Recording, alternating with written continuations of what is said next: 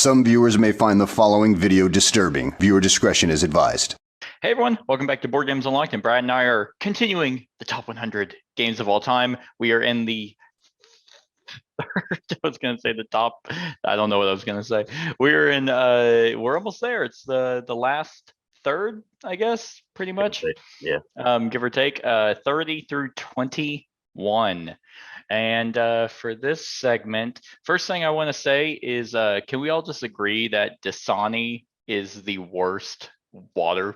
Like, it's like the worst water bottles. Like, if you are dehydrated and like you would rather die than drink Dasani. This is my favorite. That's the one you go with. Yeah. Or Aquafina. One of the two. I actually really like Smart Water. It's definitely overpriced because people are paying for the name. Certain people actually think it makes you smart. Fiji is of course solid, but Dasani is just, it's like, I'm pretty sure this is Pepsi. I'm pretty sure Pepsi is the one Coke. who is Coke. Aquafina, Aquafina is Pet. Okay. They're both as if the companies have never tasted water before, but instead all their sweatshop workers, they collect that and then filter it into their fucking bottles. Well, I mean, it is what it is. I had to get that out of the way because this segment, it's a pretty even split. I actually have one that stayed the same, one new one, 3 fell, and the rest rose. From basically the segments from here on out, almost all of them rose, which is amazing. Yeah, this one I had 5 that fell, 4 that rose, and 1 new one. Okay, so it's pretty even. Okay, good deal. Well, let's go ahead and get started with my number 30, which is the one that actually stayed the same. This is one of the games from the T series that not a lot of people, for some reason, just people didn't jump on it. And out of all of them, Teotihuacan is really close, and honestly with the expansions I can see it surpassing this one, but this one just really did it for me, and that is it's coming. There it goes. Teotihuacan Suyu. So this one, I will 100% say that if it didn't have the fantastic player aid, I would hate this game. But the way that I want to say it's David Turchi. Yes. Yeah. The way that he made the player aid, for me, made this game just sing. So what it does is it has this board with all these different spots on it. I think it's like a hexagonal shape, because that might be how the pyramids are made. I don't know. But they have like 3 different tiers, and where you place your worker, it depends on how far down the tier you're going, and how far around you're going is how much resources you need. Which whenever I first read that rule, I was like, oh no, you have to be like you have to be like insane to figure this out, because it sounded so stupid in how you were having to play this. But the way that the player aid makes it, you just look at it and you're just like, how much do I have to pay for this? Oh, it says it right here. But it also utilizes something that the Garfield games, do, the West Kingdom series. The colored workers, and workers have special abilities. So kind of like had like a 5 tribes kind of feel. Oh, hey, these workers in particular do this, and they also get a benefit if they go here, and they also get a benefit if they're surrounded by. So there's a lot. This game is definitely probably his trickiest. Tekhenu is actually another one that was weirdly complex. I think out of all 3 of them, Teotihuacan is the easier one to play.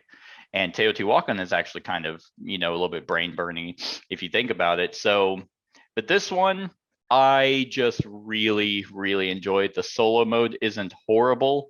I believe I did either a solo run through or a review, I can't remember, for the channel. But this one, I think it's brilliant. So it's up here at number 30. That's where it was last year. So it was very interesting that this is where it stayed because I totally would have expected it to fall. Spoilers, Tech Henu is not on my list, even though I still have it because it's a really good one. This one and Teotihuacan, or I'd rather play either of them before I jumped onto that. So yeah, that's my number 30. I have not played this one. So, of course, I've just barely dipped my toe in Teotihuacan. Yeah, I was like, I don't know if you would like this one. I mean, honestly, they're all good. It's kind of like it's not one of those situations if you like one, you won't like the others. Like, Right. I don't know. They in the T series, they're just killing it. Yeah, I So, really like Teotihuacan and Mhm. and then Zulkan. Zulkan Yeah. is those are Yeah, the it's two like that the estranged child of the T series. yeah, yeah, There's the new one, Tabanusi, yeah. that I currently have but haven't played it yet. So I have high hopes. Yeah. All right. Well, my number 30 has been on my list and will probably always be on my list. It's an out of print game, but one that's I adore still. You're not a huge fan of it. It was 21 2 years ago, 17 last year, so it fell just a little bit, just because of the new stuff coming out. And that is Blood Bowl Manager, the card game. Apparently, we played this completely incorrectly. I don't know. Yes, I mean, What's weird is how many people commented on this one. This is like the know. oldest game and no one ever cares about those videos I put up. But Yeah. this one, people were just like, actually, like, Well, and freaked it's weird out. because after you said that, I like went back and I looked at how we played and I went through the rules and I don't see what we did wrong. I mean, I don't know, but And anyway, like they weren't like negative comments. They weren't like people freaking out that like I didn't Right. think it was amazing or something. It was just a lot of people were very adamant that we played it incorrectly, and that's why. And I'm like, okay. And so many people said it. I just removed the video Yeah. because I'm like, okay, so we'll have to redo it. I guess, yeah. I mean, I don't know. Anyway, but yeah, this is it's kind of a deck builder in a weird way, but it's a kind of a hybrid game where it almost plays a little bit like Smash Up in a way where you're trying to win each of the they're called highlights in this one, where they're out in the middle of the board and you're playing players and trying to make the ball kind of tug of war back and forth. And then you have you're trying to have the most power at the end of the round. And then you get, so a lot of players will give you cheat tokens, which are skulls, and you just randomly draw one, then you flip them over at this one point in scoring, and it'll either kick people out, give you extra stuff, whatever. So you start off with a certain race, and if you have the expansions, there's all kinds of different races you can get in the Warhammer fantasy universe.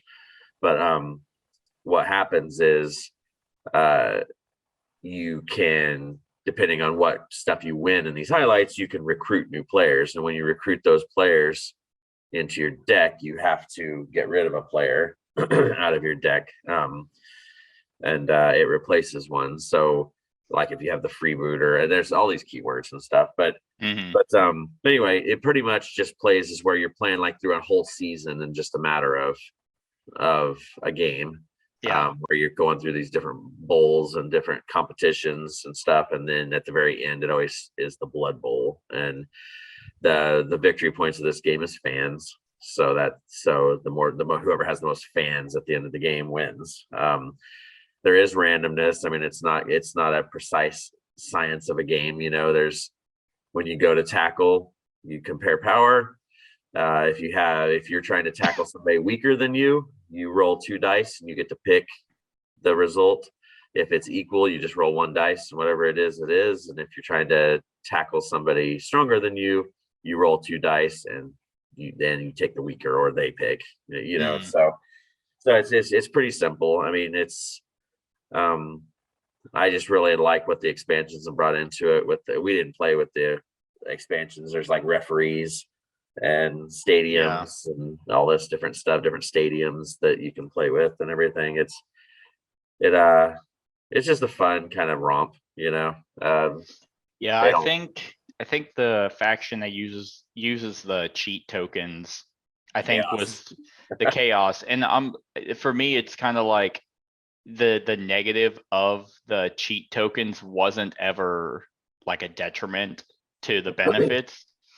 Like, so I really, because I played against them with two different factions, and I absolutely hated playing against them because it's like, yeah, you might get a guy kicked out, or you just might more than likely actually get a benefit. And I'm like, okay. Yeah. It's like in a game like this, it's like everyone's cheating. Like it's called Blood Bowl. There's not like Yeah. you're not gonna have the high and mighty pompous faction doing well. Uh, so that was just more annoying. But yeah, other than that, it was all right. Well, and when we played that time when I was the Chaos people, I usually always pick the humans. Oh, And really? stuff. So that it was just kind of fun to play around with other stuff. But yeah, it's one of those. It's out of print. It's hard to find right now. I mean, if you do, you're going to pay a little more for it and stuff. But it's a solid game. Good deal. All right.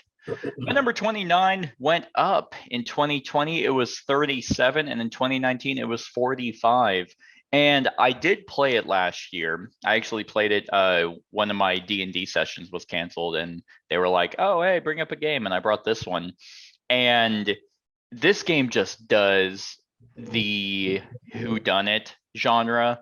Like, it's such a nice change of pace. It's the most unique one out there, even considering Chronicles of Crime, a detective modern crime board game with the apps or the website. That just feels like it's par for the course, but this one being so radically different, like it's just amazing. And that is Detective City of Angels. Now, in the actual game, it's really no different than your Sherlock Holmes or whatever. It's still a whodunit, but how you play this game is what makes it so different. The main way to play it, you can play it fully cooperative, but the main way to play it is you have the chisel, and the chisel is your DM. And what the chisel does, just like a DM, is he reads out and understands the entire case. So typically, if you're going to have someone who's a storyteller or someone like that, they're probably going to always be playing the chisel. Or you can just have someone trying, but you don't have to be like a DM to fill that role. You're just going to have be the one that's spoiled, and probably have a more atmospheric energy to do it. Because the chisel knows, the case, he knows who did it, he knows where, he knows what weapon, he knows, and he kind of controls the character. So what the other players are doing is they're the sleuth cop. They're the ones that are trying to cut corners, beat the shit out of I was gonna say victims of suspects, beat up that dead body. What do you know?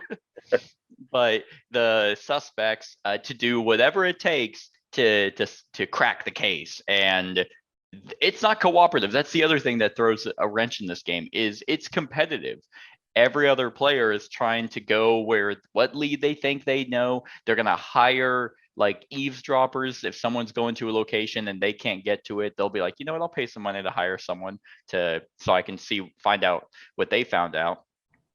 And whoever gets the answer first, correctly, wins the game.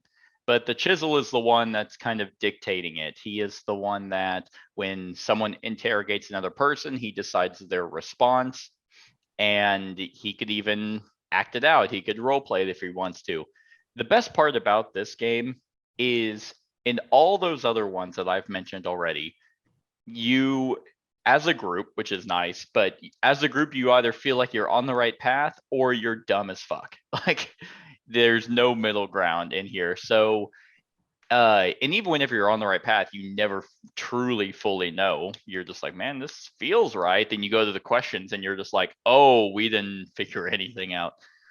But in this one, the chisel can basically dictate, okay, this person's not too great at these kind of games, and this person really is. I'm going to make the person who's really good at this work for it, because you can have everyone lies to him. You could constantly be giving him the runaround, and for the person who's a little bit not as adept at these games, you could always give them the right answer, like every single time. So they kind of have an edge because they never have to question or double guess, because they just might always be getting it right, but you make the other person work for it. It's a balancing system that I think those other games don't have. But yeah, just the fact of having a DM and a competitive whodunit game this one is just so unique, and the artwork's fantastic. Like, it fits into great. Isn't there a cooperative way to play this? Yeah, I said that at the beginning, like, because you can just completely remove the chisel and play it fully cooperative, and then it plays like everything else, which I love the genre. Like, you can't give me enough of these games, honestly. Every single whodunit like that I've played, surprisingly there has never been a similar case. Like, and I like the 4 Sherlock Holmes. There's a new game that came out called Suspects. This one, Detective Chronicles, Mythic Tales, or Mythos Tales. None of them ever have a similar like, well, this story is basically that one, at least from what I can tell. Right. So I don't know. These just always are fun for me. And hell, I even subscribe to a game called Hunt a Killer. That is a monthly subscription that they send you a box of, and it's a 6 episode case, and so it's a 6-part campaign.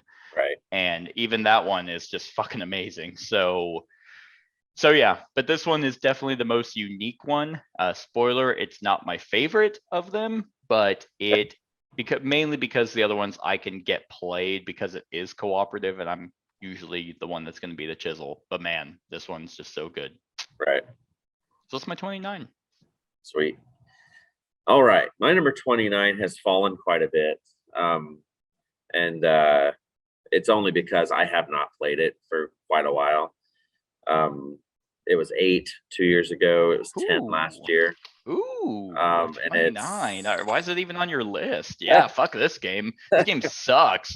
I really like this game. I just haven't played it. Like it's I just can't get it to the table, you know. You know, you need that incomplete crate, that storage crate. You know what I need? I need friends that like the game around here. That is also true. Just move up to Kansas City. Yeah. Uproot your life to play board games. Yeah, exactly.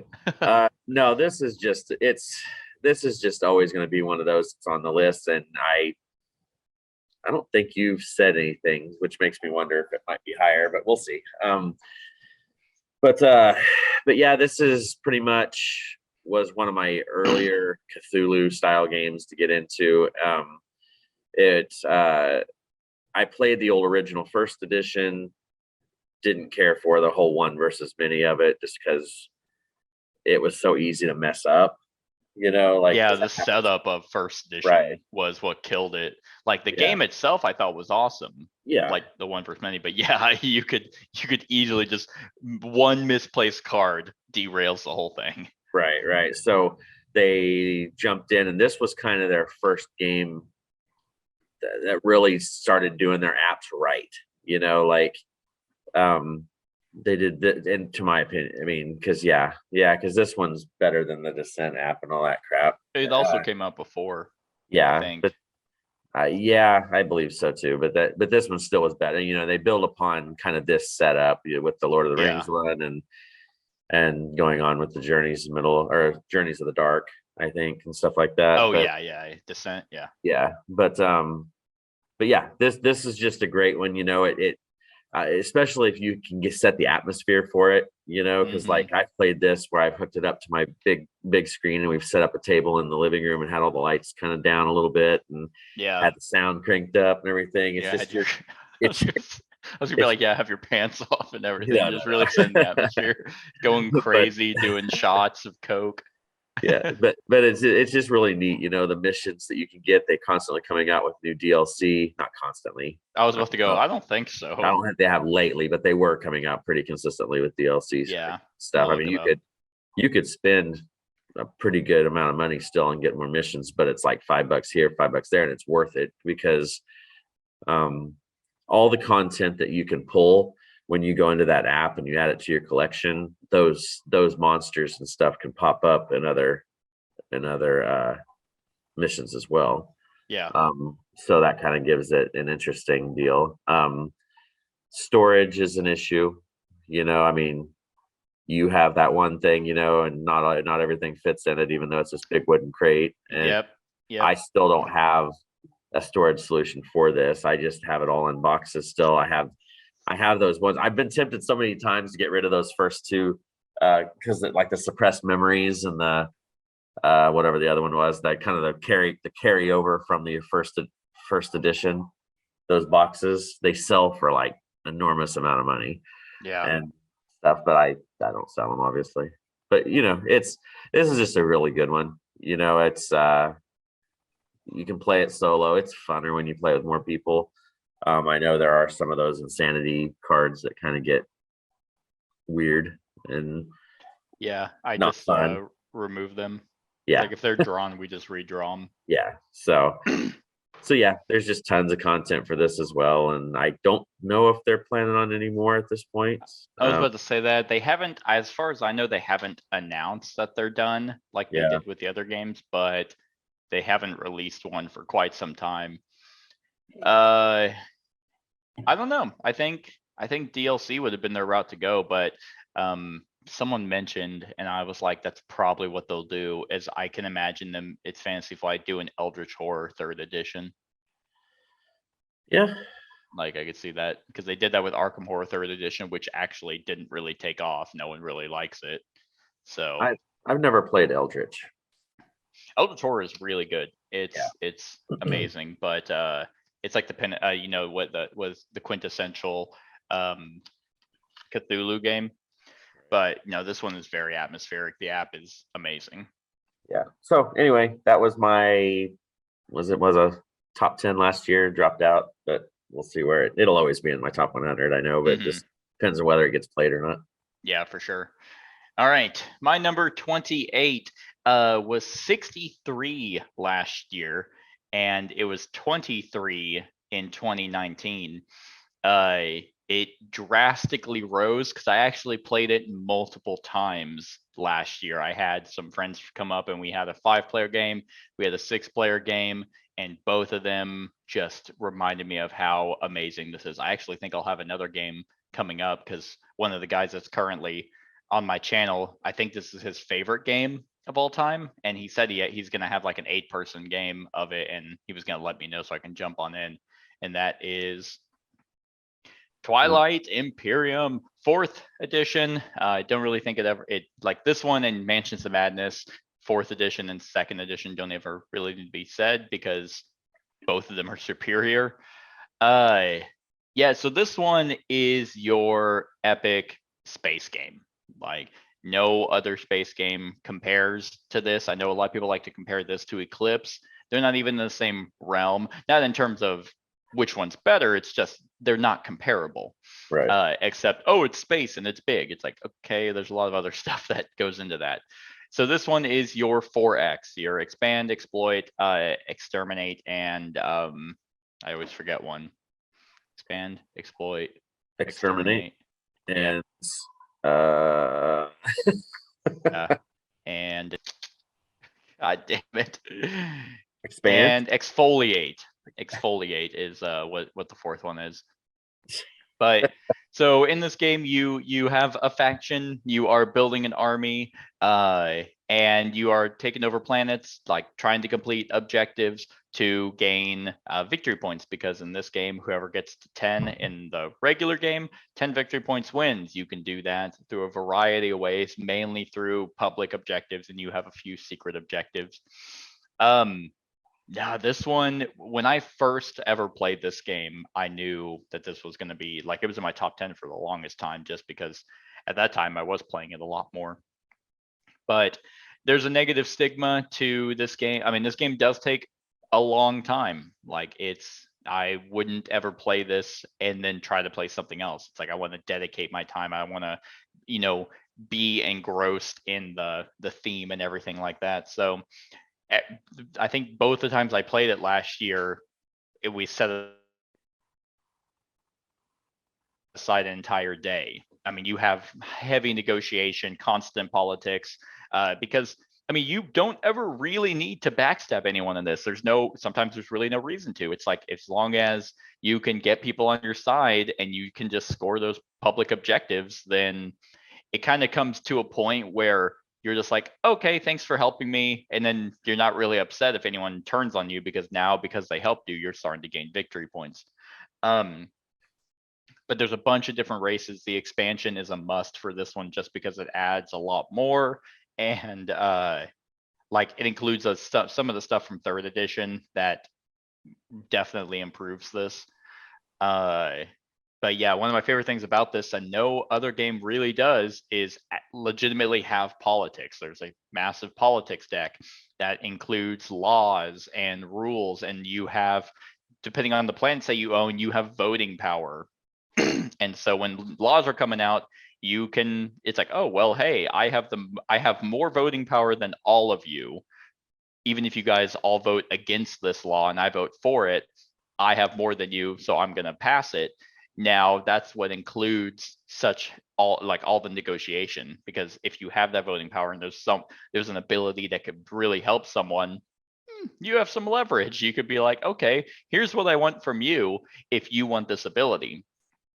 But it's so good. Like, it has a tech tree, so it has yeah, I mean, it has combat. I mean, the combat's not like amazing. Like, it's die rolling. You roll d10s and certain ships hit on certain numbers.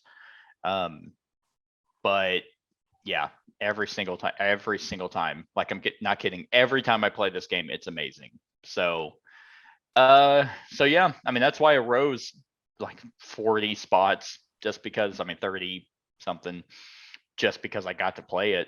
And as long as I can keep playing it, that's why it fell to 63 last year, because I hadn't touched it for years. So it's amazing. This is one of those games that if someone's like, hey, do you want to play 8? I'd be like, yeah, I do. Yeah. And that's not, oh, go ahead. I was gonna say, and that's not normally something I ever want to do. I hate playing most games at max player count, because usually it sucks. And this one is one of those exceptions where it doesn't. Yep, I'll be getting my first play of this in some point in the near future. Yeah. Since the other one got canceled. Yeah. And that's the thing, is I don't think this game is actually that complex to play. I think the rules are pretty straightforward, but there are a few instances where weird stuff can happen that it's like, okay, well, that's a word a little bit weird, but that's with any game. So yeah, that's my number 28. All right. My number 28 was number 29 last year, so it rose one spot. It's kind of out in the same area. And this was a game that was a new iteration of a roll and write Explore. game. Explore is the fourth one. This one is a new iteration of a roll and write game that I really enjoyed playing back in the day. It turned it from a roll and write to a roll and build. And that is Era Medieval Age. This one, it just looks so awesome. And if I was the type that would paint the buildings, but I'm not. It still looks neat on the table with all the 3D aspects to it and everything, because you're still doing all the same stuff more or less that you do for Roll Through the Ages. You're rolling dice, you're gaining resources, you're doing this and that. You're buying buildings, but when you get these buildings, you actually place them. You have to be strategic on where you place them in your city, because some of the detriments, like the plague and stuff like that, will hinder if you have stuff like right next to each other. But that can be mitigated if you have the hospital. It's just, there's all these different buildings, especially because if you have it, and then the Rivers and Roads expansion, which adds some more stuff to it. And then if you even go far enough as to spend the money to get those little collector boxes that had a few buildings or dice here and there, between the 4 or 5 boxes that they have. There's just so much crap for this game, and the expansion added these scenarios that you can play that kind of tell you what buildings to lay out and how to, go everything. It's just a smoother, it's a less penalizing game as well. Than the roll and writes that it's not so much that it's less penalized. I mean, it is, but it's also, you just have more control, right? Like how you build. If you build really close, then you roll plague, you have no one but yourself to blame, versus in Roll Through the Ages, you have, it's like, what the fuck? There's nothing else I can do. Right. And this is way overproduced as far as the stuff. I mean, it's not a super cheap game because there's a lot of plastic in it, but it's still just a really simple game to teach. It's a very smooth play. Everybody rolls their dice. You just move the pegs, and you just run through the stuff. I mean, it's not a difficult game at all, and games don't take super long either, because they end once I think, depending on player count, a certain number of buildings are completely depleted. Mhm. But yeah, I mean, it's and it also has that one thing at the very end where the longest complete wall, Yeah. like deal also add some points. So, it's just a fun game and everything, and it's a good iteration, a better updated iteration of those older roll and writes that he did. Yeah, no, this is a good one. After we had played it, I have my own copy with the expansion as well. So this one's a fun one. Okay. All right. My number 27 is actually, I'm very surprised at how far it fell, considering I absolutely love this game. And so far am undefeated in it. So it really should just be my number one just for that reason alone. But it's not. It's 27. And in 2020, it was number 12. And in 2019, it was number 12. So weirdly enough, it fell 15 spots back. I can see this definitely going up with the new expansion coming in. And that is Root. So Root is I think it fell just because, I mean, I played this actually a lot last year, so that's another weird thing. I think it fell mainly because I got bored from winning. No, it's not true. No, it probably fell just because this is a very niche game to get to the table. It's not one that it's like, oh, I'll teach everyone here Root. It's, hey, has anyone here played it? No? All right, not playing this one.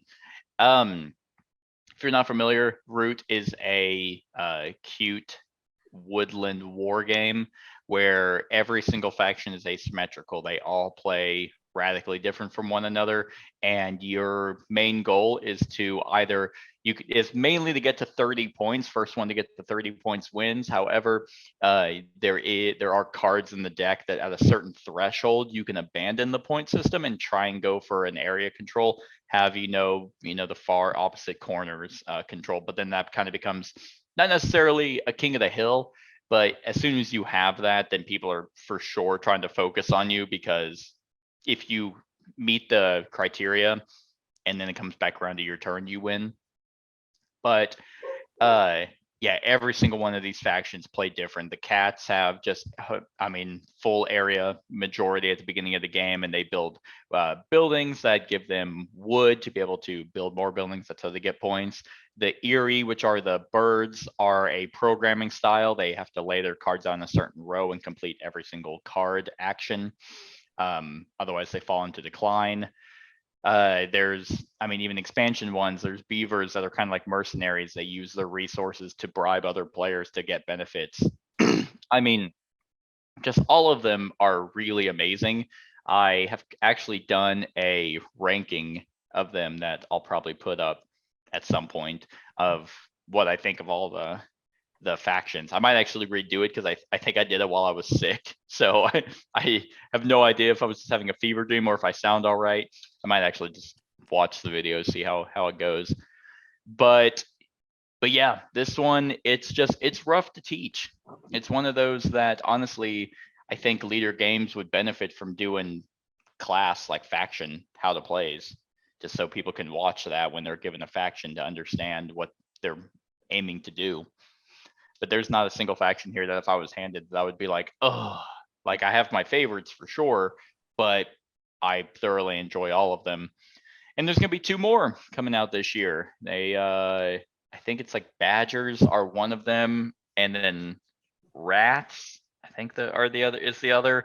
There's 2 new ones, but honestly I saw Root and I'm like, oh, backing it, like didn't even really read into the factions.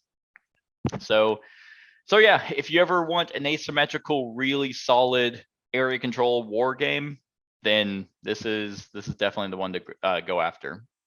Yeah, I don't dislike. I can't say whether I like it or dislike it. I've played it once, and I don't think a game like this you can really make a judgment unless you've played a lot of the factions and stuff. Yeah. So I'll just say good choice. And yeah, this is one that I can honestly see just being dependent on which faction you get, because they Yeah. all have a certain type of play style. And this also hinges on the group as well as how you were taught.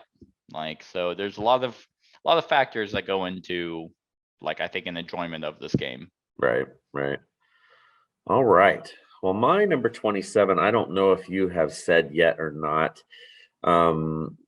It was 48 2 years ago, 65 last year. So it made a big jump. And it's mainly Wow. because of the expansions that came out this last year. I haven't played through all the expansions, but they were intriguing enough that I want to get them out more.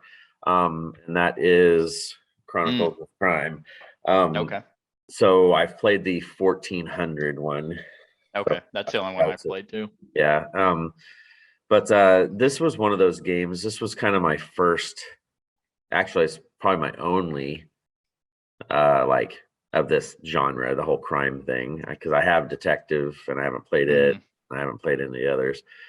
But this one caught me because of the whole scanning technology with the scanning of the cards and checking out the crime scene and doing all your own kind of investigating. That was kind of the hook that got me into wanting to try this one. And and they've just gotten really good and creative with it. It's like all their adventures are really good so far that I've played. Yep.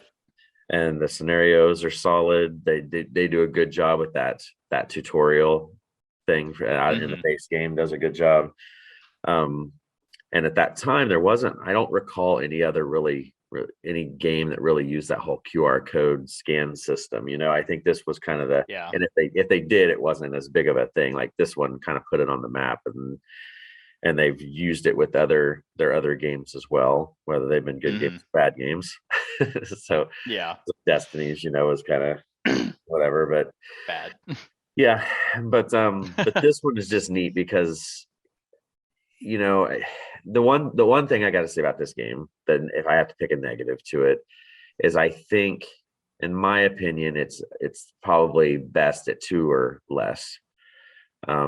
Yeah, I have played it at 4, and that's kind of a crux of all games in this genre. Yeah, because there's one person looking at the phone, and stuff. So it's like it doesn't seem as fun when you have more players. If you have two is about the best, I think, because then you have one person doing the investigating, the other person doing the cards and stuff like that. It just kind of works out well that way. And it does play okay solo. It's just 2 players seems to get a little more. It's a little more fun, Yeah. But yeah, I mean, this is one. They've any of the scenarios they've come out with, I haven't ran across a bad one yet. Now I haven't played Red View yet, but I don't see why that one would be bad, by any means. Yeah, I started that one. Like, I just did I think the Cat and I did the first scenario, and yeah, no, I mean, it's very much 80s kind of like Scooby-Doo-esque, and then they have the noir one. The noir one was good. I like the noir. I haven't done that one. Yeah. I haven't done most of them, honestly, because I like to savor these, because they do end up being, once you finish it, then you're done. Right. But as I've learned from I've actually done a repeat Sherlock Holmes one. Just over time, you forget. Right. So I don't even know what this is. Oh, I see. Yeah, I mean, they have a bunch for them at this point. So I'm hoping that they just continue to support the game. I don't see why they wouldn't. I mean, that last Kickstarter was very successful for them with that whole Millennium series and stuff. I could see them really just jumping in it. They seem to do really good at the turnaround on their Kickstarters too. Yeah, like they get stuff out, and what they do is they give the content out before the app is ready. But then you have the stuff, and then as the app comes out, then you can play it. So it's kind of a unique deal. And I know Lucky Duck Games is kind of hit and miss sometimes, but this is probably in my opinion, probably their best one. Best series. Yeah, so without far. a doubt. I think Destiny's was pretty divisive.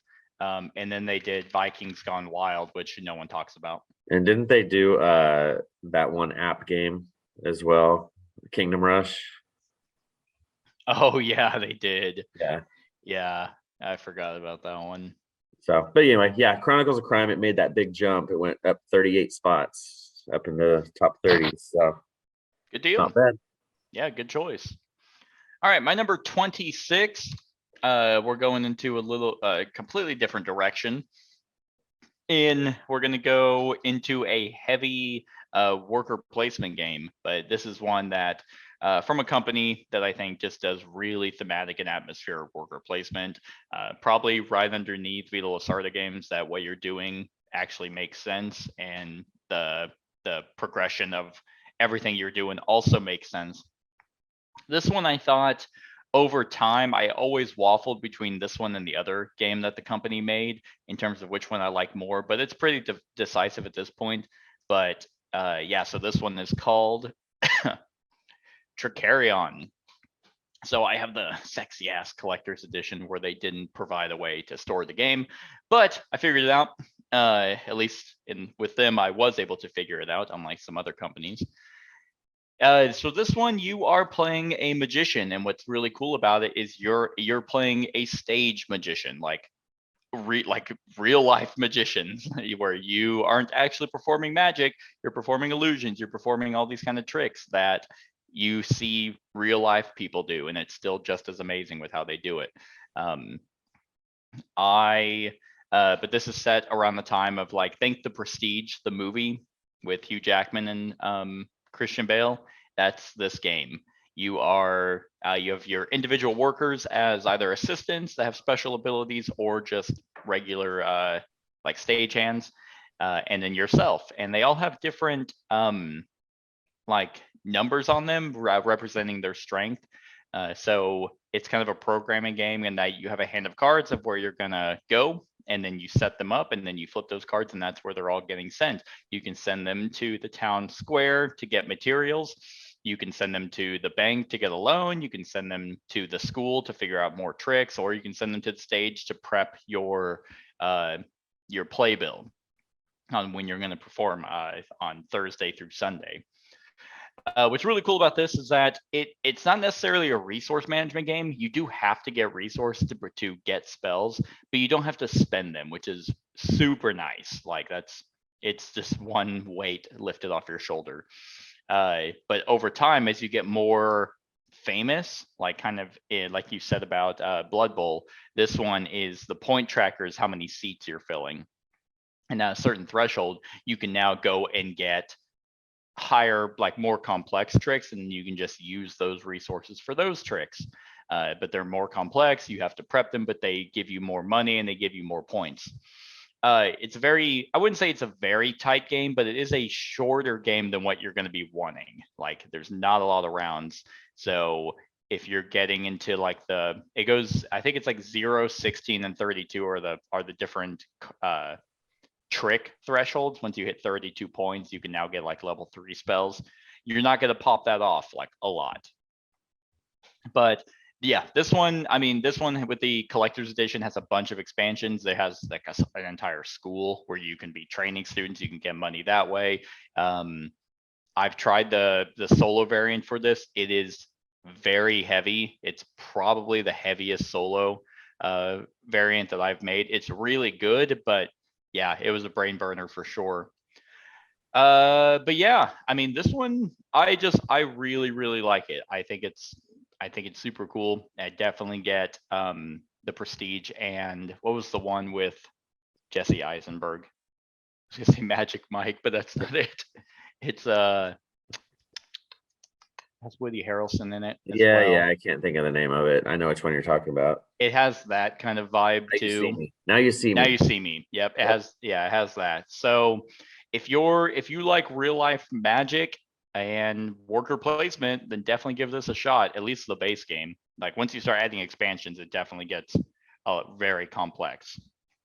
Yeah, but really cool. I like this one a lot. Tricarion. This is one I'll probably try at some point once I get, towards that direction. I'm slowly starting to move over the years.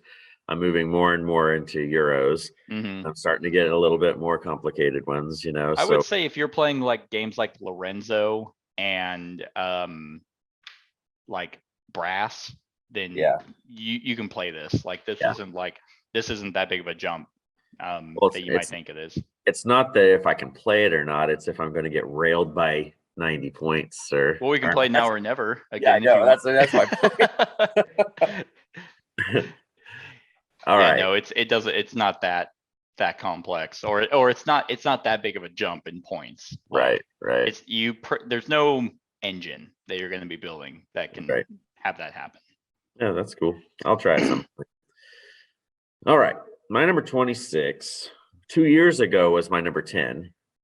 Okay. It was 20 last year, so it's dropping a little bit, and it's going to be a top 100 all the time because I love the game. It's just it's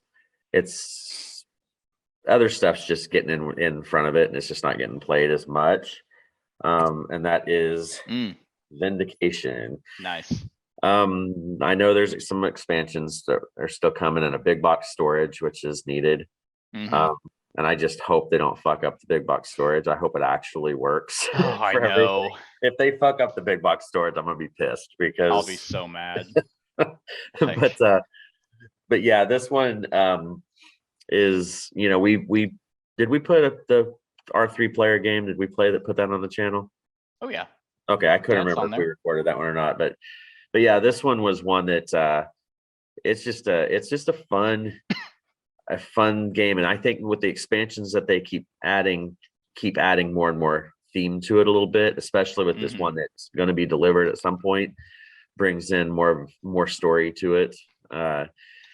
But this one pretty much it's just a big hex deal, and you're kind of exploring this world, and the loose theme at the beginning is that you were some asshole that got banished off of your ship onto this planet, and you're trying to redeem yourself, and you're completing these missions, doing all these stuff. The unique part of this game is the and I'm totally blanking on the deal, but your resource management that you have in front of you, because you have this player board that has like your hands, and you're moving the energy from one place to the other, and you can do different actions and stuff depending on your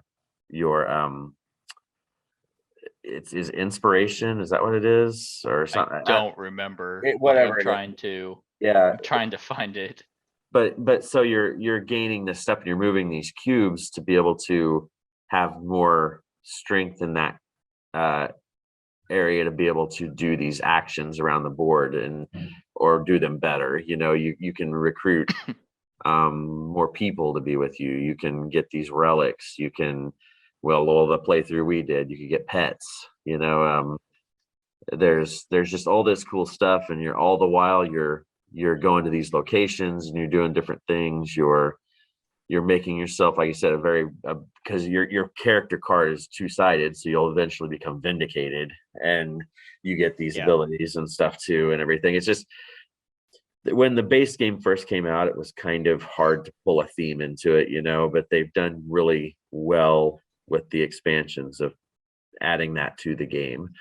And if you have the Kickstarter versions, it's really cool components, and they do a good job with their little player cases that you can, the little game trays that you can do, even though game trays in this company are kind of hit and miss, but it's like, oh man, it's so neatly stored, too bad I can't use them. So this big box that's coming, they just need to make sure it hits and does the right thing for sure. But this one is one of those that it was a Euro game, but it was a sandbox. Like, you can literally do whatever you want and it's a valid strategy. And also, I really enjoyed the way the game ended. Like, it had those public objectives, that a certain number of them had to be completed to trigger the end game. I think that's really neat. So I'm excited for the Chronicles expansion. I'm hoping that, because their writing for Unsettled is really good. Like, it's legitimately good writing, and so I'm hoping that translates into this one. And I think a few years ago, the first time this was on my list, I think it was like my top 5. Like, it hit in my top 5, I think, back 3 years or so. A while back. I mean, this one dropped quite a bit for me. I mean, it was 90 something, and it was 34 last year. So but I mean, still top 100 is a very good, impressive feat. Yes. All right, my number 25 was 23 last year and 24 in 2019, so it's virtually the same. And it is a crossover with one of your games from this segment, actually. This segment, huh? Yep. That's not going to be that. It can only be two things. It could be Chronicles or Mansions. Uh-huh. You have a Is it 50-50 Mansions? shot. It's Chronicles of Madness. Yep, I play both of them at the same time. It is Mansions. Yep, Mansions of Madness. This one is one that, like, every time I play this, like, it's just always a blast. Like, the fact that they have so many different scenarios with different endings too. Like, they have, I think, pretty much three like endings. You have the good one, you have the bad one, then you have the kind of off the wall one. Right. But that still gives it replayability. Hell, just the way that the monsters will come out, items come out, and the tiles come out, you're gonna have a different experience. This is one that, like, if I were to offer to play it with like my friends, like, they'd always say yes. Like, they'll be excited. It's like, oh, which one do we want to do? And the variety of scenarios are huge. There's heavy combat ones, there's exploration ones, there's whodunit ones. So it's easily one of Fantasy Flight's best games. So I was really hoping that they wouldn't be done, but I think that they are. At least I was hoping for more DLC, but we'll see. I mean, it's Fantasy Flight. They have like 3 IPs, so who knows? Like, if they're actually done, they probably just kind of put on the back burner for a little bit. But an impressive feat in and of itself is the app. It really kind of solidified for me that apps are, like, amazing in games. And Journeys to Middle Earth, even though I don't care for the game itself, the app is really good, and Descent is like app perfection when you're playing like a game like this. But this one is still amazing because it doesn't, I think a lot of people say the other 2 apps are better. It's not that they're better, it's just that they manage more. Like, you Right. don't have to manage a lot in this one. It's this is a very simplified game. You don't have materials. Like in Descent, you actually have like crafting materials you need to, like, create items, and Descent had similar stuff, and it had XP because it was a campaign. This doesn't have any of that. And the best part of this is it is scenario based. You can just pick one, set it up, and go, instead of being like, okay, hopefully I have people who want to spend time with me so I can play my campaigns. It's just, it's so good. Like, I'm actually amazed at how consistent it's been. 23, 24, and 25. Yep. So I can't imagine this dropping. I don't even think I played it last year. No, I'm sure I did. Yeah, I probably played it 1 or 2 times, but this wasn't one that was like apparent to me to be like, oh yes, I know, I like Twilight Imperium jumped up because I was like, oh man, yeah. Right. This one is just always boom, like top 100, and apparently around 25. Yep. So, good one. Yep. All right. Well, my number 25 is going to be one that's probably going to start phasing out over the next year or two. It was 16 last year, 25 this year. Its main mechanics of this game have been used for another very popular game that came out this last year, and another Kickstarter just finished. It's a solo only game, and that is Hostage Negotiator. Yeah. Yep, the other one is significantly better. Yeah, Final Girl is going to pass this for sure. I just hadn't played Final Girl as much to get it to jump as high yet. But Final Girl, if I'm going to guess, is probably going to be a top 20 game for me, just because of how much solo I do play. This one, I love playing this one. Super simple, super fast. Just go through and play it. The career mode was awesome. But then you play Final Girl and you're like, I don't know if I want to really go back a whole lot, I mean, yeah. So I know Final Girl takes a little longer, but not much, but a little bit. It's but yeah, this one's pretty much you set up in a hostage situation. You have your set of cards, you're going to roll dice and try to talk him off the ledge or kill him before he gets his condition for you to lose the game. It's Mhm. the career mode was innovative enough to go through and do that. It added a little enough to this game to keep it up here. If that career thing hadn't come out, this would get kind of bland after a while, and it Yeah. kind of has now. I mean, like I said, if you play Final Girl, it's going to ruin. Once you go Final Girl, you don't go back. You know, kind of the whole deal. Right. So this one is going to start falling pretty fast. I just know, just because it'll at least flip spots with Final Girl at this point. But Yeah. but yeah, I did the career on the channel, and even doing the career is relatively short. right. I think it's like a couple hours like total, and they do the career like really well, like with how your job is doing, the stress factors of personal life and work and all that was really neat. Once I was done with that, I was like, okay, I retired, and then I had no desire to play that. Final Girl, I'm not even a solo gamer. Literally, everyone's like, you have a bunch of solo stuff on your channel. For the channel, like, Right. I think it's sad for, no, I'm kidding. Like, just really start shitting on the solo community. No, like, I have friends and a wife who loves me who wants, no, it's just, I've always been a video gamer, so if I want to do anything by myself, it's either masturbate or play video games. Jeez. And Final Girl is still one that I was like, no, I'm not getting rid of this one, because if you're gonna play the career for this one, that's what it is. You're gonna, you might have a different order of hostages, but you can mix and match Final Girl with anything. You just be like, okay, I want to do this girl with this killer at this location, and that's going to radically change because each location and killer has enough cards that you're not going to see them all in the playthrough. Yeah, this one, and I think the big difference is this one really has to shoehorn the theme in, and Final Girl drips with it. I mean, that's I think that's just the big difference. I think they took this, and that's why they used the main mechanics of this and just up the ante, and have really. One thing that this does have over Final Girl is a variety of cards, which I believe the season 2 of Final Girl has, like different cards that can jump in, because even playing Final Girl as much as I did, I was kind of like, I want new like ability cards to get, and currently they're the same. And that's how Hostage Negotiator was for the longest time, until expansion started coming out, and then you had variety. But yeah, we should do a ranking of the killers for Final Girl. I know this is Hostage Negotiator, but we all know this isn't even on your list. It's Final Girl. Yeah. But anyway, my number 25, Hostage Negotiator. Enjoy it while it's here. All right. My number 24 is the last 3 root Tricarion and Mansions fell, but barely.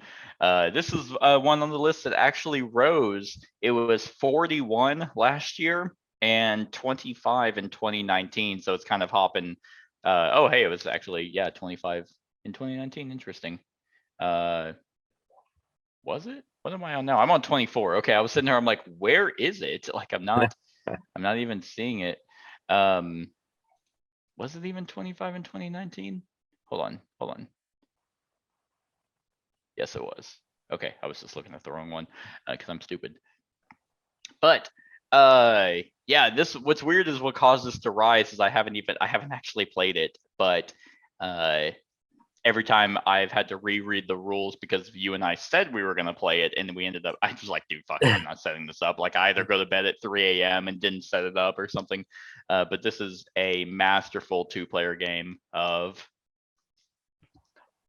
I was like, where is it? War of the Ring.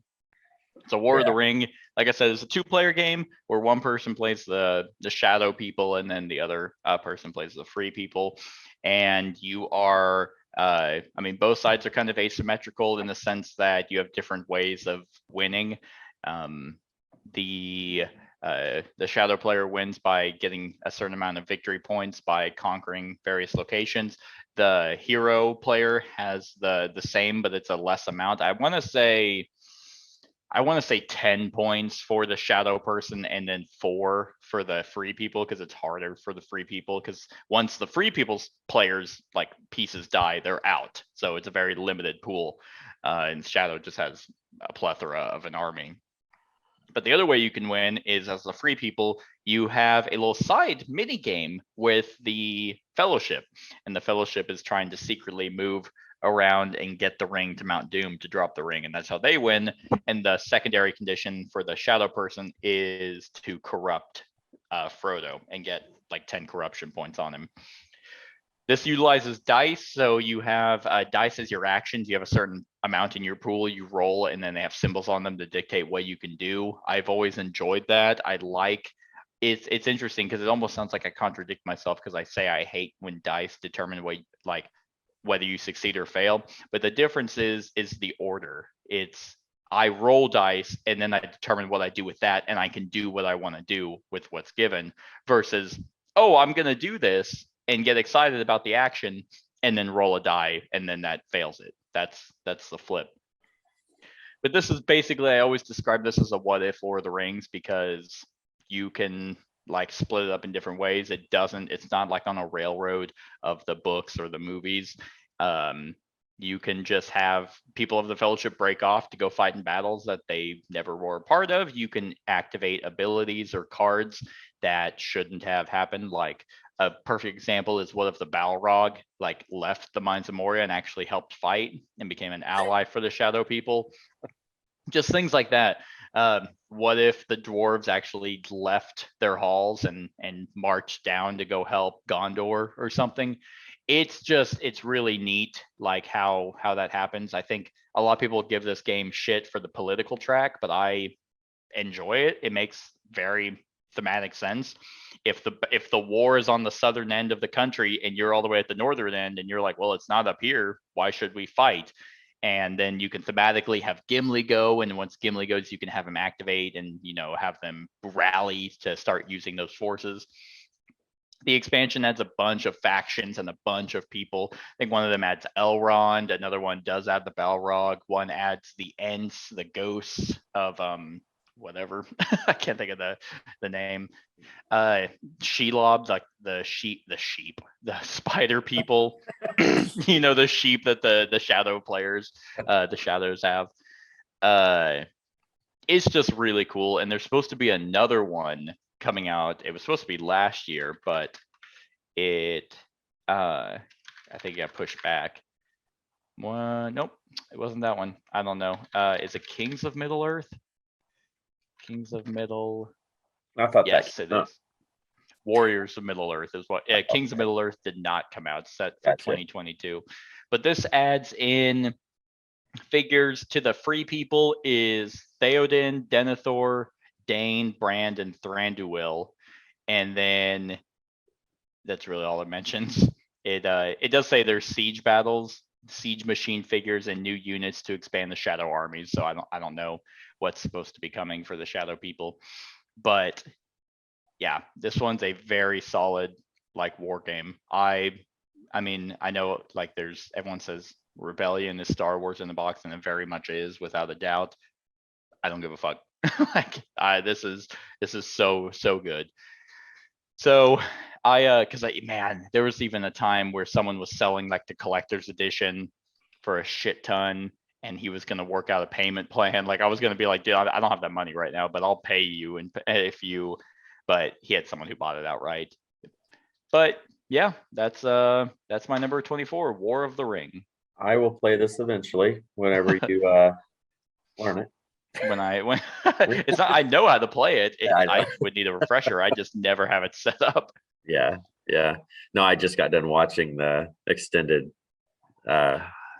versions of the movies again. So. Oh God, yeah, I know. I need to do that. It's been a hot minute. Yeah. All right. So my number. And then real quick, if you want a similar version, but it's shorter, and you're a fan of The Hobbit, then there's Battle of Five Armies, but I don't like that one as much. Yeah, I think this one sounds better. Mm-hmm. So, all right. So my number 24 was 14 2 years ago, was 33 last year, and climbed back up to 24, mainly because we've been playing it an awful lot this year. This was one that it is the unique deck builder that you can get into and play with. You know, we just did the legacy, so okay. that gives it away. I mean, but you know, I played the base game and World Eternal. We just got done doing legacy, playing through all of that. I need to play the other 2 boxes, and then I just got the Legacy of Gravehold huge ass box. Did you even get a shipping notification? You did, didn't you? Yeah. Yep. That box is massive. Like I opened it up and looked in it. It has so many goddamn cards. Like, you know how the decks are numbered and lettered? Like, there's so many damn letters and shit on that. It's ridiculous. So anyway, but but this is one of those games, you know, you're gonna choose a nameless, a bad guy. Then they're all super unique. Some are stupid, some are like some are interesting, you know, some are gross. It just depends. But yeah, you set up and you're trying to kill it and protect Gravehold, your location. So there's hit points, you have to watch out for them, watch out for yourself, watch out for the nameless, and all the while you're deck building, buying stuff from the market, whether it's gems or spells or relics, any of that jazz. You really work together. Like there's 2 things about this game that make it stand out in my mind. One of them is that you never shuffle your deck. That is the big unique thing with it, is they know you never shuffle your deck. You know, you just flip your discard pile over. My dogs are barking. Can you hear that? I can hear them. Yeah. Yeah. But anyway, you never shuffle the deck. You just flip it over. And then you also, the other thing that I really enjoy with this game is the turn order. How you never know, you know, like you have the little deck of deals and you're going to activate twice in this round. So is the nameless and so is the other person. And you don't know who's going to go in, and it could really be detrimental or advantageous. You know, the very first game you ever played with me on this, I always say this whenever we talk about this game, you showed me this game a few years ago, and it came down to 1 card flip. If it was you that was the turn order, we were going to win, and if it was them, we were going to lose. And that's just how close these games are. They always come down to that last few cards, it seems like. Yeah. And the nameless are just so balanced. Right. Like hardly ever am I playing against one and I'm just like, well, this is a joke. Better play on the hard mode. Like, I haven't fought a single nameless on hard mode. Like, because it would probably just, it's They're like, hard oh, enough. the nameless is going and we lost. All right. Yeah. So this is just, and you know, and that legacy that we just finished, the story was so. It's it so was bad, fun. dude. It's genuinely a bad story. Well, and but what I'm ready for. It was fun. Yeah. What I'm ready for with this legacy, though, is they've gotten the writing is going to be better. They got Sydney Engelstein in there. I don't know who that is, but she's a big time designer and stuff. Okay. And writer. But like when you open up that box and there's on the front sheet, it says it's like catching you up. It's like up till now, this is all that's happened in the story, you know. So it's like, oh, okay. So it kind of sets it up as being where you're getting ready to go. It's kind of like a previously on kind of thing. I see. That's good. Yeah.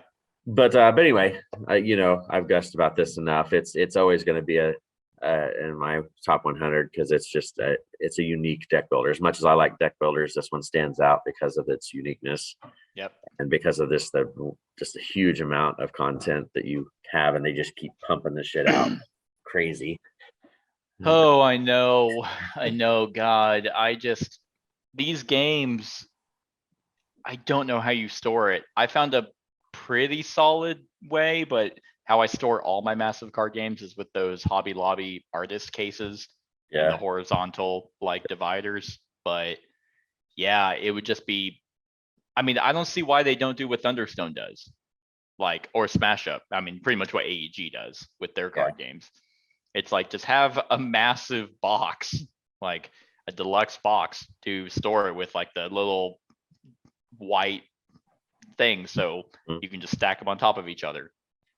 I don't know. Maybe I'm assuming that they probably will down the road whenever they see a light at the end of the tunnel as far as where they're going to stop. Well, they have making Astronite now, so I wonder if they're going to swap, if they're going to flip gears and be Yeah, I done don't with know. Aeon's End and do Astronite. I don't know if they'll give, because from the interviews I've read, you know, that this Legacy of Gravehold is kind of like opening up the next chapter, is what they've said. Oh, okay. So I think they're making more, but if anything, if Astronite's popular enough, at least maybe there'll be a little bit more time between Kickstarters. Yeah.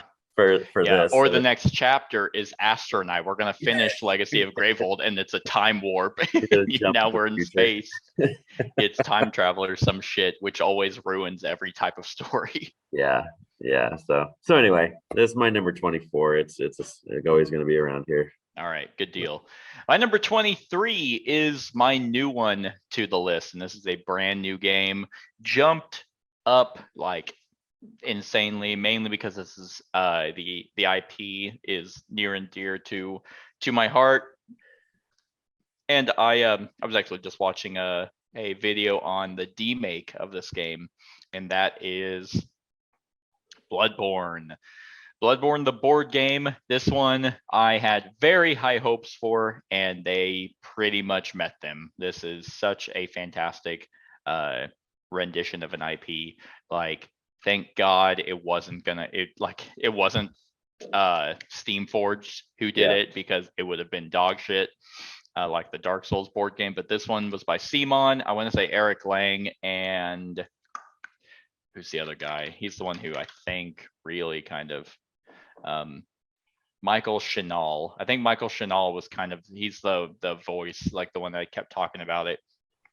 But yeah, this one is, you are playing through the video game. I mean, more or less, like, it's not a one-to-one, it's broken up into chapters, and they took liberties with some side quests and added more atmosphere to kind of give you rhyme and reason of what you're doing whenever you're going to certain locations. Because in the video game, the story is not told to you. You either have to watch YouTube videos or figuring it out yourself.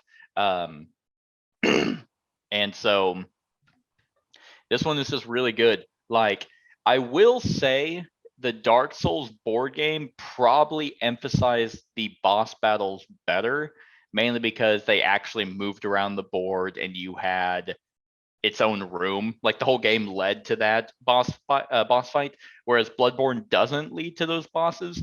I'm not saying the boss battles are bad in Bloodborne, but I think it's also because I'm very aware, because I'm recording it. So I'm very aware of how boring it might look, because you do not move around. Like, if you're moving around, it's because the boss card told you to push you one space. But other than that, there's no positioning, there's none of that. What makes this game shine so much, besides the theme and the fact that this is my favorite video game, is the card play. This is a deck builder. You have a trick weapon that you pick. And if you have everything for it, you have every weapon in the game except the DLC, which has my favorite weapons and favorite bosses.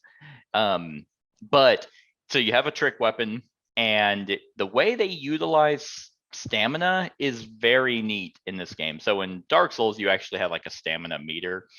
In this one, it's whenever you are attacking or countering, you play cards into various slots on your weapon. And once those are full, then you have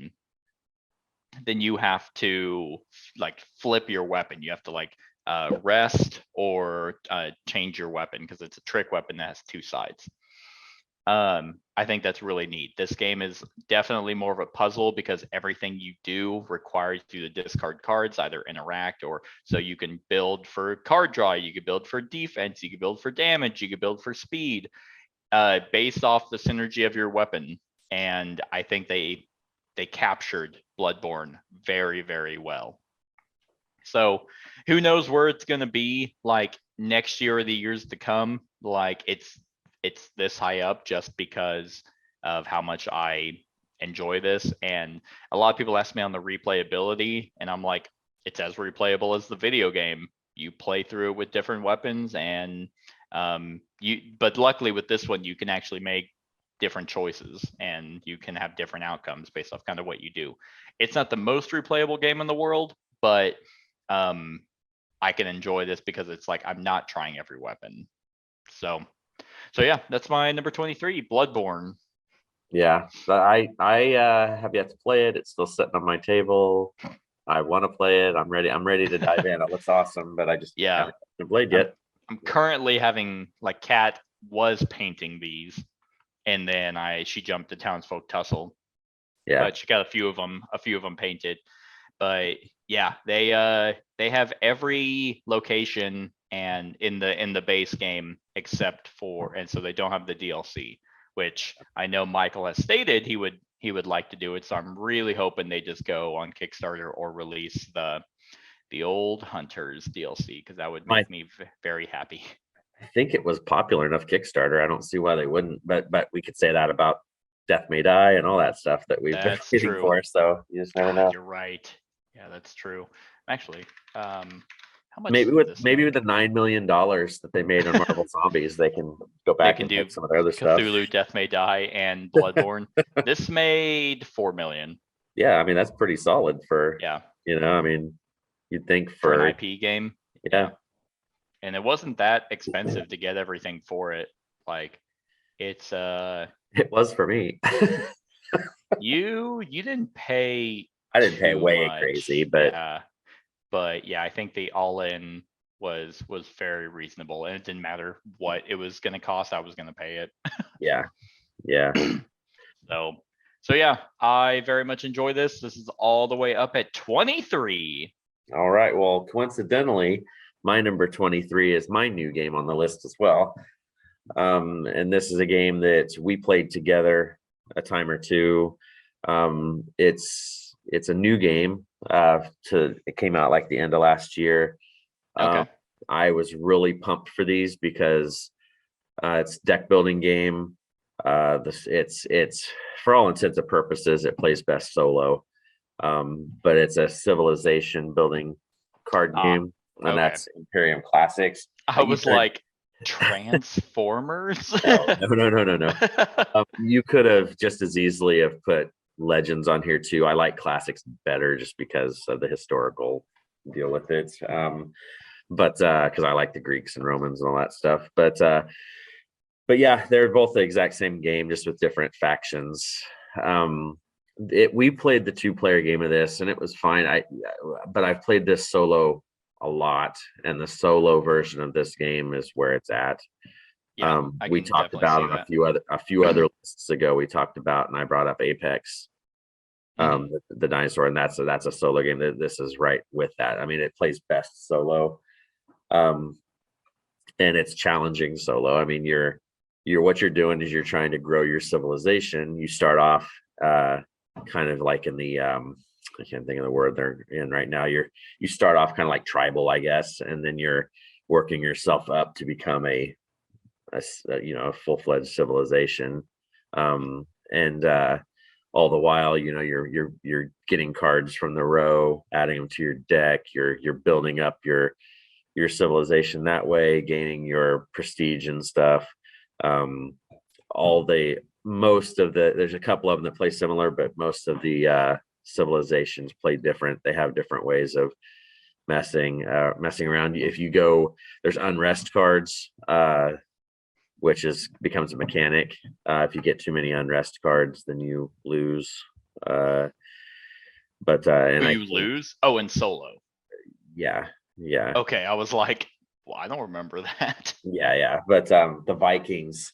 Well, it's a game ends trigger too, because if the unrest deck runs out, that's right. That's what I remembered. I didn't remember you just outright losing, which would, I guess, make thematic sense. Hey, your civilization crumbled because everyone hates you. Right. No, it's funny because it's the Vikings that. Vikings or the Celts. I always get those two confused. One of those two is the one that just their main mechanism is just getting you to take unrest cards. So Interesting. there's pretty neat mechanics with it and stuff, and it's got the lovely art by the Miko in it and stuff. Still have it. Still in my drawing. It's right here. Yeah. Yep. but yeah, this is it's a really, really solid, sleek game. It's a deep enough game, but still pretty simple to pick up and learn, and there's not really much more I can say about it. I mean, it's with me being a solo gamer and being a deck builder, this was kind of the perfect marriage of those two, deck building, solo, bam, and I like historical stuff. So it just kind of was just a no-brainer for me to pick these up. Awesome. Yeah, this one is one that I've definitely kept my eye on. Like, I want my own copy, but I definitely want to try it solo first. I would never want to play this multiplayer again, not because it was bad by any means. It was just like, hey, friend, thanks for coming up to not talk to me because we're playing this solo game together. Yeah, there's that seems to be a thing over the last couple of years, because so many games were like multiplayer and then they would shoehorn a solo in. Well, now there's been this trend where there's solo games that are trying to shoehorn multiplayer in, and it just doesn't work. It's mainly Osprey Games is doing that, but maybe, this one and Undaunted are the two that they've made that are very much that. Yeah. But no, this is a good choice. I did very much enjoy my playthrough of it, and I think one thing that I probably would have just pulled the trigger and bought them is if we happened to play completely different decks, because we played the almost identical civilization with Greeks and Romans. Yeah. And I was like, it kind of made me think, oh, maybe all these factions play the same, without realizing, wait a minute, I think these civilizations are just the same. Yeah, and then the other box brings in some of the Arthurians and all these some of the weird Atlanteans and stuff. It's kind of a weird thing, but which is cool. I mean, there's so many civilizations out there. I'm curious to see if Osprey will keep supporting them. This has got a pretty good following, so hopefully they do. Like, if you look at Civilization on PC, God, there's just so many that you can choose from. So many world leaders and different types of eras throughout history. I think they could probably pull quite a few. So we shall see. All right. My number 22 is actually a game that you mentioned earlier in passing, like not in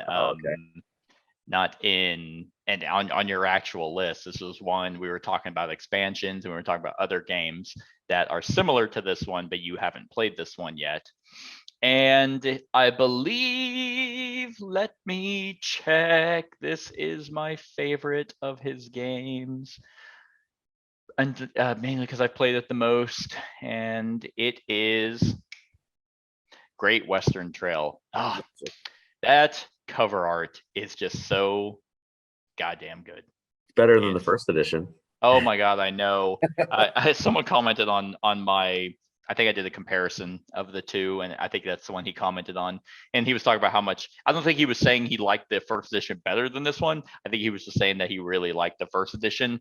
And I'm like, to me, it looks like an old school PC game, like very bad graphics.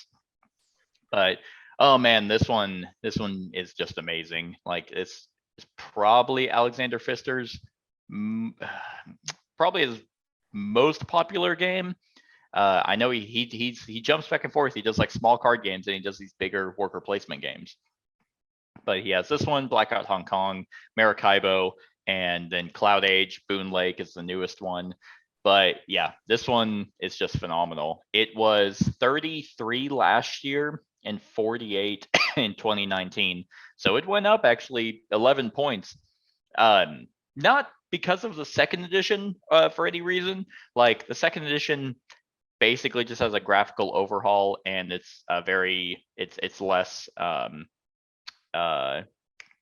what's the word, like, offensive, like, because like in the first edition you could kill Indians or trade with them, and in this case it's bandits.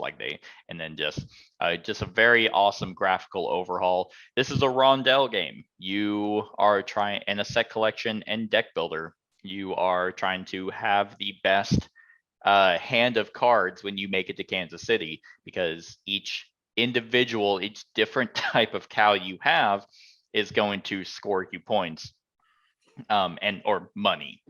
And that determines how far you can deliver them, because you're always, each rondel, each round you make it, you always want to do better than your last go round. Otherwise, if you have to resort to selling to Kansas City, you're going to make money, but you're going to have negative points at the end. But what's great about this one is, just like Maracaibo, the pacing is determined by the players. So the board is very sparse at the beginning, but you can get a bunch of points by building buildings, which then allow you to go like more places, and it also takes you longer in movement to get to Kansas City. Everything just works with this game. I thought the expansion for the first edition was really good, like Railways to the North, I think is what it was called. This version doesn't have that. It has a few elements, excuse me, of the expansion, but it's not as, it really has almost none of it. So I was really hoping that was the case, but I think they probably omitted that because this is it's supposed to be a trilogy. But yeah, and the solo variant for this is really good. Oh man, it's kind of like a beat your own score, but also you have objectives to complete. So it's a really good combination of that. It's even in the solo rule book, it says, oh, whether you want to, play the game or test out new strategies, play the solo variant. I think that's a really neat idea, where you're like, I want to try and build every single building, and see if that's even possible. And you can try that without worrying about competition. But like this one, it just works. It's so good. So that's my number 2. Yeah, this one 22. I haven't. I haven't played this one yet. But I bought it mainly because of the solo. I heard the solo is really good, so that's I will give it a shot. And then I'm curious what style of game the other two are going to be, like in the trilogy, if they're going to change. Right. Because there's only so much you can do with cattle wrangling and stuff. I didn't know if what they were Yeah, gonna I do with it. wish. Yeah, second edition. I'm trying to see. Oh, hey, well, on Board Game Geek it tells you what's different from changes in second edition. And I remember them showing pictures, because there's supposed to be one, I think Australia and then New Zealand. Oh, so it's gonna be the same game, just in different locations, probably. I think so. Yeah. I could be completely wrong about that, but I do remember seeing kind of the location. So I don't know. I don't know if it's going to be, literally the same game, but at a new spot. Yeah. Yeah. We shall see. Right now, Alexander Pfister's killing it he's one of those designers that I just kind of trust. Yeah. And I haven't played it yet, obviously, but I bought Boone Lake. I watched some videos of it and it looks really good. So hoping we'll see how it compares. Yep. But all right. Well, my number 22 is a game that's been on my list for quite a while. It was number 9 2 years ago, 19 this year, or last year, 22 this year. And it's just because it hasn't been played. But I really want to get it played again, because we played a game that was kind of similar to it mechanically this last time, and that was the Reichbusters. We played it. Oh yeah. And it made me want to get this to the table again. And that is Fireteam Zero. This I think the only similarities is the cards, and that's what got me. I mean, that's it. I mean, just having the dual card stuff and being able to help people with it, and and all that jazz. The cards do a little bit more in this game because it's your life as well and stuff too. But they kind of are in Reichbusters. Like if you have to shuffle, you remove one. It's like kind of like that Gloomhaven thing. Your stamina. But when you take damage, you don't lose cards. Right. This is one that it's out of print now. The company is no more. But I have most of the stuff for it. right now, and I know you do as well.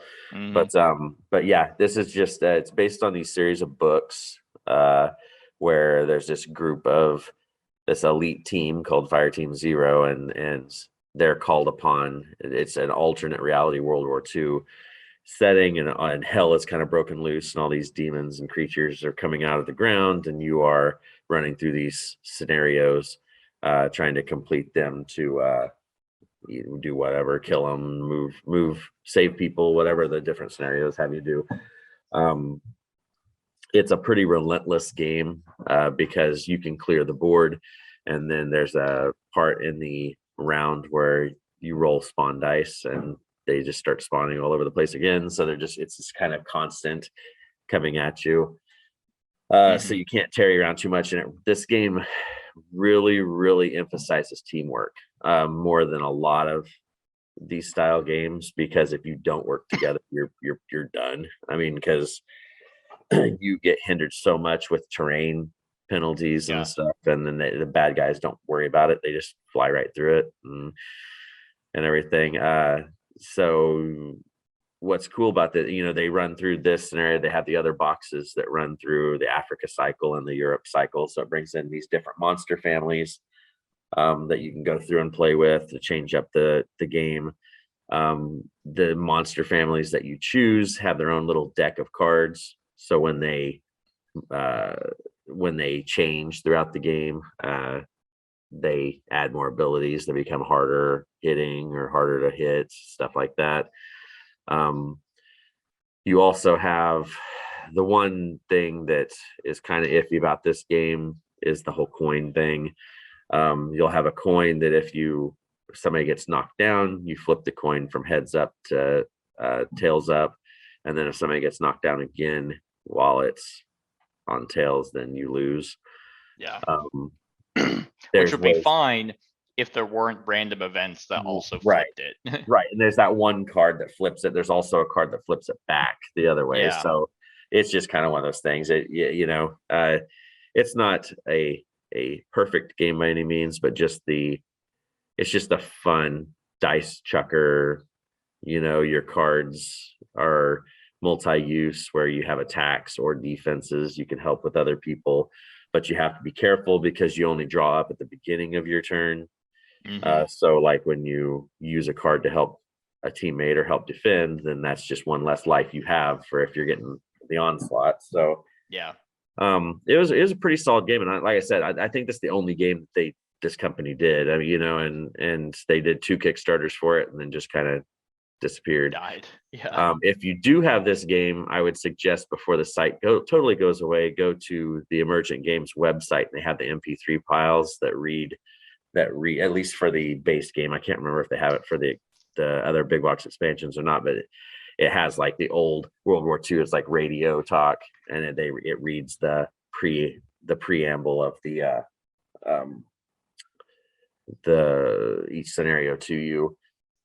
So you can get those downloaded and use those. But yeah, I mean, this is a solid game with pretty solid miniatures. Not the best in the world, but they're pretty grotesque and pretty solid, But yeah, I mean, that's Fire Team Zero. I can't find their website. And it may be gone by now. Like I said, I downloaded those MP3s a couple of years ago, so I don't know if it's around or not anymore. Let's see. Yeah, I don't think it's a website anymore. I can't find it. Awesome. All right.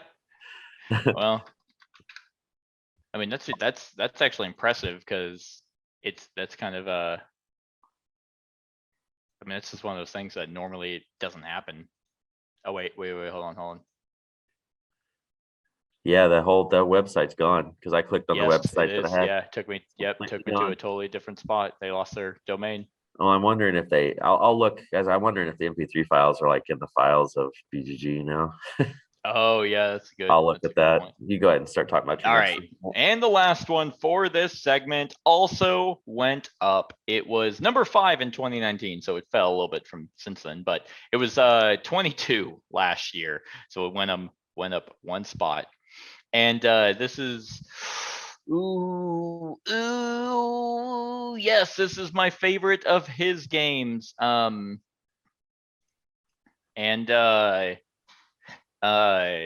Yeah, and this is my go-to if I'm going to teach anyone his games, because this will give a perfect example of what he kind of goes for, and that is the game that blends the most into the background, CO2 Second Chance.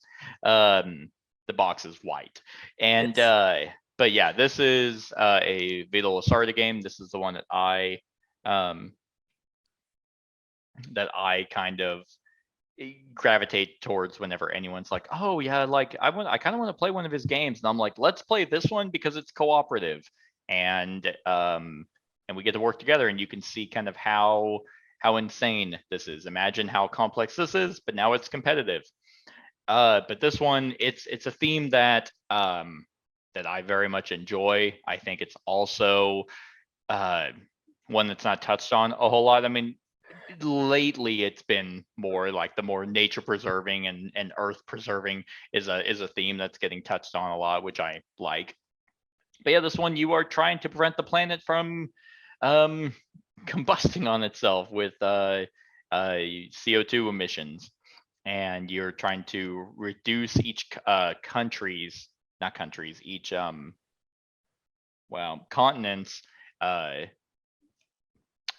fossil fuels, and you're trying to get them to use various clean energy, whether it's wind, solar, water, recycling, and things like that. And each one of them has very specific requirements.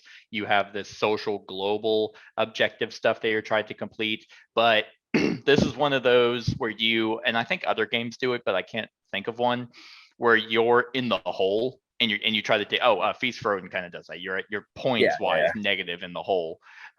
This is similar, where everything's gone to shit, and you have a certain threshold you have to meet each round, and it's if you don't meet that, you just lose. So it's like a lot of this is you're breaking even. Like if you can break even, that's good, because that means you counteracted the CO2 with clean energy. But this is a very brutal game. But like all of his other games, everything you do has a thematic tie, and that makes it very easy to teach because whenever you can explain a rule and also be like, well, this is why, because in real life, like for example, you have press conferences or scientific platforms that you can send workers to that can get you a benefit, but the scientist you send has to have been from a factory that he's talking on, which makes thematic sense. Hey, here's a recycling plant. We sent a scientist there to understand that, and then he could only go talk on recycling because that's all he knows. So things like that, and that helps it retain a lot better. And the fact that this is cooperative makes it just way more easier for people to jump in. And it's not his easiest game, but I think, I mean, if I'm gonna do a competitive one of his, it's probably gonna be Escape Plan. Yeah. But yeah, this one I just have an absolute blast with, and they do technically have a competitive variant, which is a flip because the first edition was competitive and then they had a cooperative variant, but this one, it's a cooperative game. Yeah, I love it. It's really, really good. Very difficult by design. It's meant to be one of those where you could do everything in your power and still fail. There you go. So, which is very depressing if you think about it. But yep, that is my number 21. All right, my number 21 is going to go on the other end of the difficulty spectrum. This one won a lot of awards for Family Game of the Year and stuff. A couple of years ago, this was 35 2 years ago, 22 last year, 21 this year. And it's just a super simple game to teach somebody. It has a little bit of push your luck to it, bag building, all this fun stuff. And that is the Quacks of Number. Nice.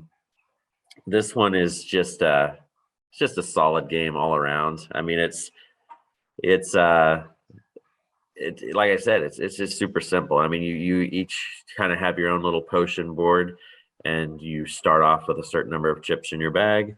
You have the cherry bombs, and the push your luck is once you hit cherry bomb.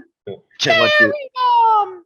and once you hit once you That's hit the worst 7, song ever.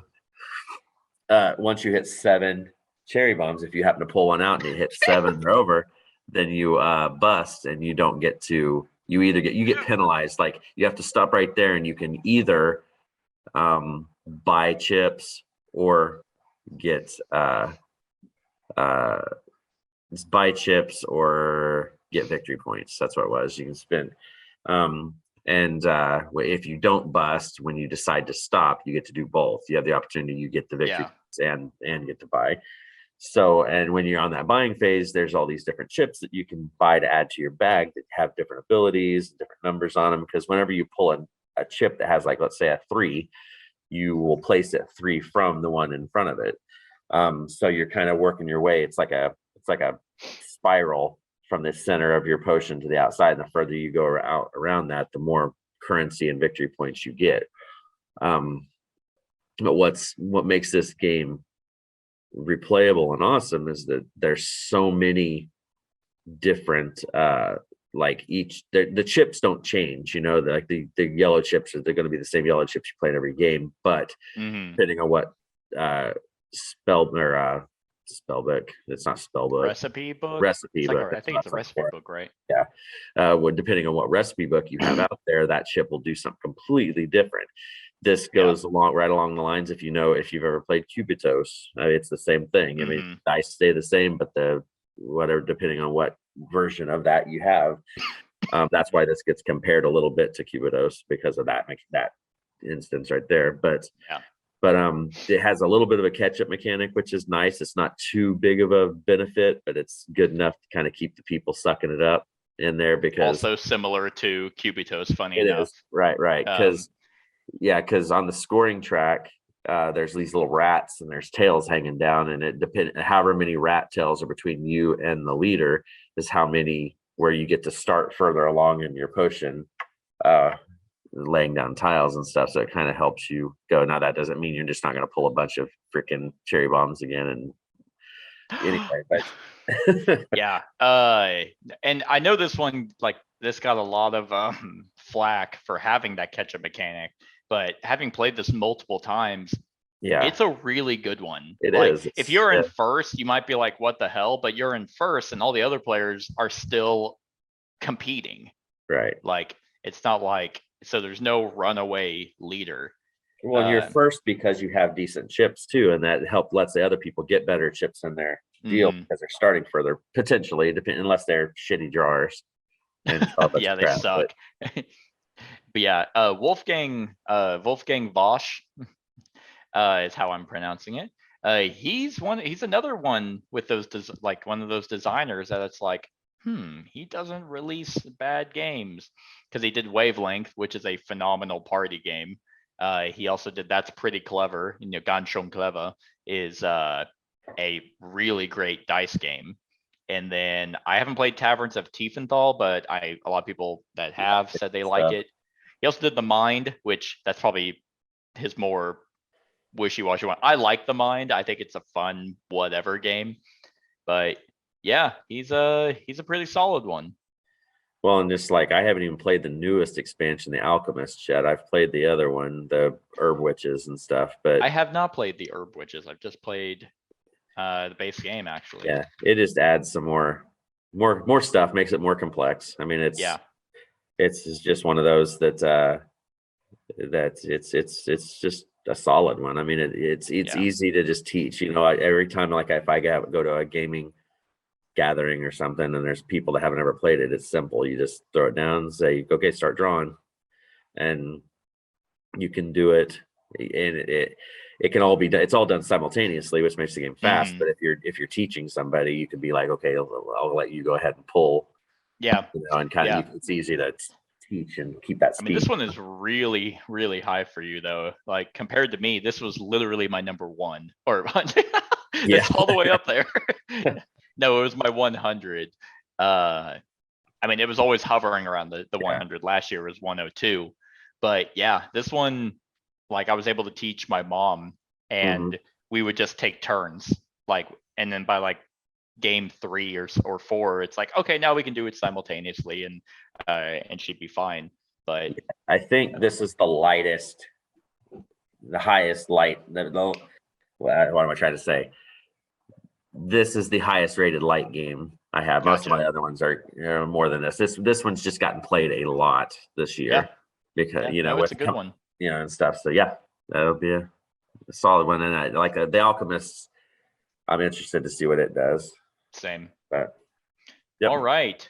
Good deal. Well, that was it for this segment. That was 30 through 21. Next up is, of course, the top 20 games of all time for 2021, because it's already changed. This whole list is already, I mean, who gives a fuck? We just basically talked about 100 games. Who says we didn't record these in 2021? Wink, wink. Totally. Even though we've literally mentioned that it's not. But yeah, so that's it, everyone. Let us know what you think of these games in the comments below. Stick around for the rest of the series. Other than that, like, comment, share, and subscribe, and have a wonderful whatever time of day it is for you. Hey everyone, thank you for watching, and I really hope that you enjoyed the video. If you would like to see more of my content, go ahead and click that subscribe button and the bell to be notified whenever I upload any new content. If you feel like supporting the channel, you can go ahead and click that Patreon link to be taken to my Patreon, and any help is truly appreciated. Other than that, stick around for any other run-throughs or reviews or cool top 10s or whatever I feel like putting on. Other than that, like, comment, share, and subscribe, and have a wonderful whatever time of day it is for you.